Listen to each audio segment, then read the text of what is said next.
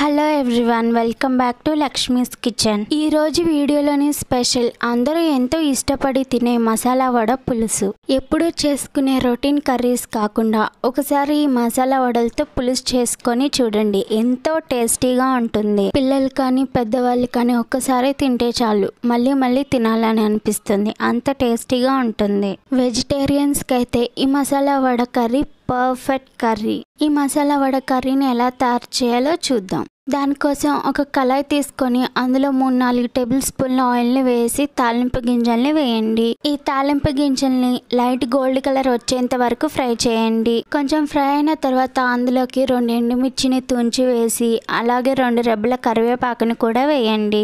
తాలింపుని gold colour వచ్చేంత వరకు fry చేసిన తర్వాత ఒక 2 పెద్ద సైజు ఉల్లిపాయలను చిన్న ముక్కలుగా కట్ చేసి వేయండి. పులుసు కోసమే కాబట్టి ఉల్లిపాయలను మరీ ఎక్కువ ఫ్రై చేయాల్సిన అవసరం లేదు, కొంచెం మెత్తపడేంత వరకు ఫ్రై చేయండి. 1 స్పూన్ సాల్ట్ వేసి ఉల్లిపాయలను ఫ్రై చేయండి. సాల్ట్ వేసి ఫ్రై చేస్తే ఉల్లిపాయలు తొందరగా మెత్తబడతాయి. ఈ ఉల్లిపాయలు కొంచెం మెత్తబడిన తర్వాత అందులోకి ఒక 2-3 పచ్చిమిర్చిని చిన్న ముక్కలుగా కట్ చేసుకొని వేసి ఫ్రై చేయండి. కొంచెం సేపు ఫ్రై చేసిన తర్వాత ఒక 1/2 స్పూన్ వరకు పసుపుని వేసి కలపండి. ఆ తర్వాత అందులోకి ఒక 2 పెద్ద సైజు టమాటాలను చిన్న ముక్కలుగా కట్ చేసి వేయండి. ఈ టమాటా ముక్కలన్నీ కూడా మెత్తబడేంత వరకు ఫ్రై చేయండి. మూత పెట్టుకొని ఉడికించండి, అప్పుడు టమాటాలు తొందరగా మెత్తబడిపోతాయి. ఆ తర్వాత ఒక టేబుల్ స్పూన్ వరకు కారం అలాగే 1 స్పూన్ వరకు సాల్ట్ ని వేసి కలపండి. ఉల్లిపాయ ఫ్రై చేసేటప్పుడు సాల్ట్ ని వేసాం, అది చూసుకొని మీ టేస్ట్ కి తగ్గట్టు కారం ఉప్పులను కలుపుకోండి. ఆ తర్వాత ఒక నిమ్మకాయ సైజ్ అంతా చింతపండుని తీసుకొని వాటర్ లో నానబెట్టుకొని ఆ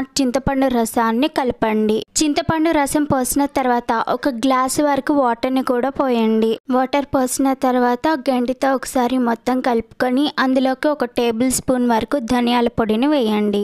ధనియాల పొడి కలిపిన తర్వాత మూత పెట్టుకొని పులుసు మొత్తం కొంచెం దగ్గర పడేంత వరకు ఉడికించుకోండి. ఇక్కడ చూపిస్తున్నట్టు ఈ విధంగా పులుసు మొత్తం కూడా కొంచెం దగ్గర పడి చిక్కబడిన తర్వాత మసాలా వడలను ఒక్కొక్కటిగా అందులో వేయండి. వడల పులుసు కోసం పులుసుని ఎక్కువగానే చేసుకోవాలి. వడలు వేసిన తర్వాత పులుసు మొత్తం వడలు పీల్ చేసుకుంటుంది. పులుసును ఎక్కువగానే పెట్టుకోండి. వడలు వేసిన తర్వాత ఎక్కువసేపు ఉంచాల్సిన అవసరం లేదు, ఒక 2 నిమిషాలు ఉంచి దించేయండి. ఈ మసాలా వడలు ఎలా తయారు చేయాలనే వీడియో ఆల్రెడీ ఛానల్లో అప్లోడ్ చేశాను, ఆ వీడియో లింక్ డిస్క్రిప్షన్ లో ఇస్తాను, అది కూడా చూడండి. అంతే, ఎంతో సింపుల్ గా చేసుకునే మసాలా వడల పులుసు రెడీ. ఎప్పుడు చేసుకునే రొటీన్ వెజిటేబుల్ కర్రీసే కాకుండా ఇలా కూడా ఒకసారి ట్రై చేసి చూడండి, ఎంతో టేస్టీగా ఉంటుంది. వెజిటేరియన్స్ కి అయితే ఇది బెస్ట్ రెసిపీ. మీరు కూడా ఒకసారి ట్రై చేసి చూడండి, మళ్ళీ మళ్ళీ తినాలనిపిస్తుంది, అంత టేస్టీగా ఉంటుంది. మీరందరూ కూడా ఒకసారి ఇది ట్రై చేసి చూడండి,